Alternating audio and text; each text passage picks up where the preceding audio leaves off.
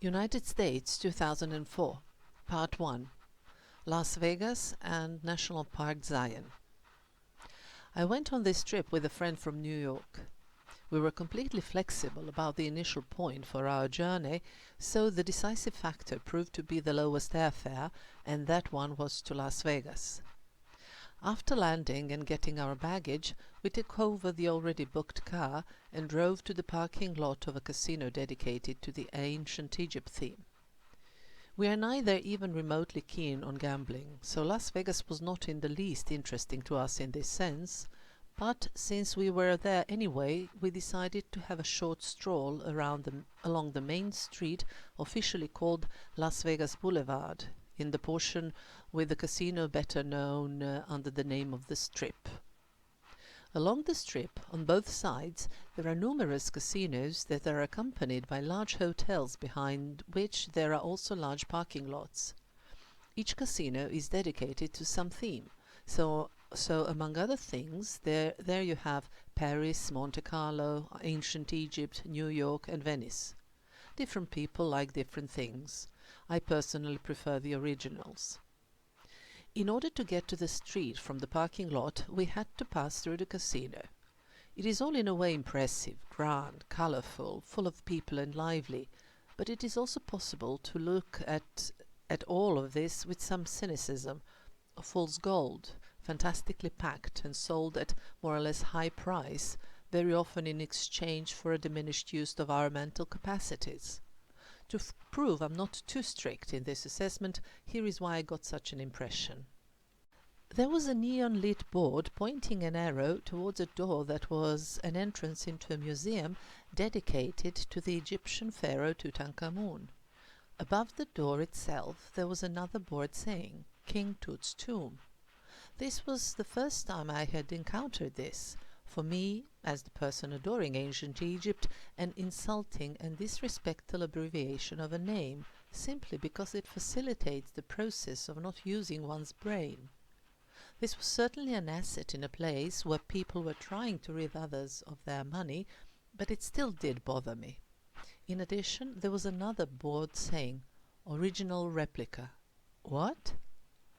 By the way, other than with a huge number of slot machines, the entire interior was filled with numerous stage-like details, some of which were very loosely related to the ancient Egypt theme. I certainly would not pay attention to many of them, but the following thing happened. Close to the exit leading from the casino to the street, we passed a small group of people who were looking with admiration at the casino's walls, with an audible comment that revealed fascination. "Hey man, look at the ancient inscriptions!" We both looked in the given direction and were taken aback. No hieroglyphs in sight, but among other things there was a graphic depiction of a square root of a triangle. It was good to be out in the street, although there was an occasional drizzle. We stopped for a meal at a restaurant along the way, walked a little more, and near the ancient Rome turned to go back. Well, here I have to be honest and admit that there was something that I really liked in Las Vegas. In front of Casino Bellagio there is a small artificial lake where every half an hour there is a very special show. Along the stone fence separating the pavement and the lake there are candelabra with loudspeakers. Every half an hour they play a couple of minutes long song, and while it lasts, a complex fountain, otherwise hidden under the surface of the lake, shoots and waves water jets in the rhythm of the music. This always ends with some impressive water choreography, after which everything falls silent again, and the lake surface ripples only if there is wind. By the time we went to our car and started to crawl through the traffic, it was already getting dark, but we managed to reach the state of Utah that night and settle comfortably into one of the motels that were located along the road we were on. The next day we headed for the National Park Zion. It was already along the road that we started to become aware of what magical world we were entering. The Rocky Mountains that stretched along and around the road clearly showed geological layers in different colors, and it all really looked impressive. Behind every curve of the road there was yet another beautiful view at the surrounding mountains, rocks and hills. Taking into account that this was all happening at the beginning of March, the trees and shrubs were devoid of leaves, other than patches of evergreen trees that we saw every now and then, so it allowed for a better view of the mountain cliffs. On the other hand, this entire region is in fact a semi-desert, so the quantity of vegetation is certainly reduced anyway. Along our way, we saw several shops that sell crystals and unprocessed minerals, so we stopped at one parking lot that had not only such a shop, but also a restaurant where we had a very nice breakfast. I love crystals and took the opportunity here to buy some Boji stones, a few for me and some as gifts for friends, since this part of the USA is the right place for these stones to be bought. Still, the main surprise was a grey Yugo, a small car made in ex-Yugoslavia, present-day Serbia, with the Utah license plates. Talking about Utah, it is also known as a Mormon state, since the vast majority of its population belongs to the Church of Jesus Christ of Latter-day Saints, formerly known as the Mormon Church. The seat of the church is in Salt Lake City, the capital of Utah. The church has a lot of strict rules, but one of the things that is often associated with it and that is very controversial is the polygamy of its members.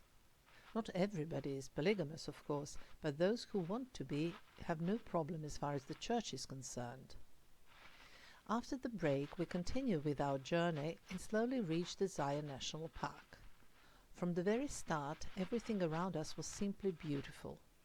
When we left earlier that morning, it was completely overcast, but as the morning progressed, the sun managed occasionally to get through the clouds.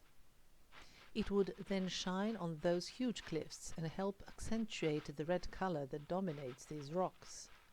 But also, when it would be hidden by some clouds, the shadows would only emphasize further the beauty of different colors and hues. Some of these cliffs are completely vertical, as if cut off with a single strike from above, and it was still possible to see remains of the winter snows on top of them. The road itself took us into the central part of the park, and we were continuously surrounded by pretty sights. The Zion National Park is one of the oldest parks in the USA and has had this status since the beginning of the 20th century.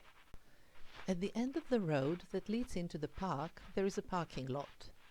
There we saw one of a number of tall but thin waterfalls that were created by the melting snows on top of the mountains. Also, this is the point from which a significantly narrower part of the River Virgin Gorge starts. Of course, here as well there are completely vertical cliffs. Some of them are around 800 meters high, but other than that, it is interesting to observe their colors and composition. Namely, there are two dominant types of rock that cross each other around the riverbed and impact the shape of the gorge.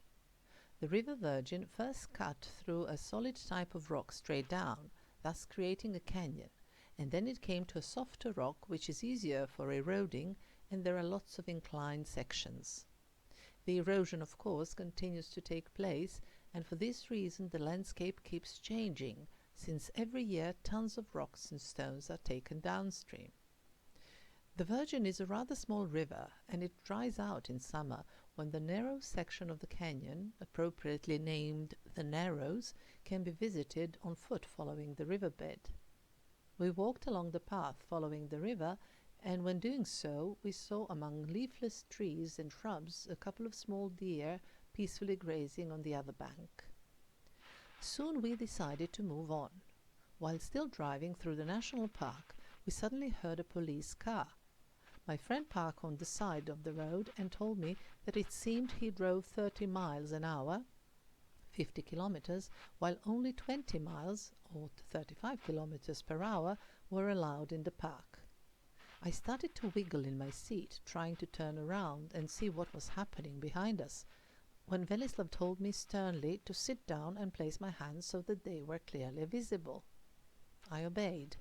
He also told me to look into the side mirror, and thus I saw a policeman standing by his vehicle with his hand on his gun. I had no further questions. The other policeman came from my friend's side, asked for his documents and confirmed that it was all about fast driving. Still, The decision was they would not charge any fine right there, but if we were to make another traffic violation within that county, then this one would be calculated in as well. When we finished, I apologized to him for my behavior, saying I was a foreigner and didn't know the customs, to which he said very politely that it was all fine and he wished us to have a good trip. We had no further encounters with the police, and the rest of our journey was indeed an uninterrupted continuation of majestic landscapes. Both my friend and I like to take photos, and we both love nature. Thus, we would make a stop at a parking lot or a viewpoint, take photos, and say we would not be stopping any more until reaching our next destination. But then, just behind the next curve, we would be presented with yet another magnificent view and would immediately start looking for a proper place to stop in order to take photos and enjoy the scenery at peace. Sometimes we would stop already after 100 meters, but we loved what we saw so much that we could not help ourselves.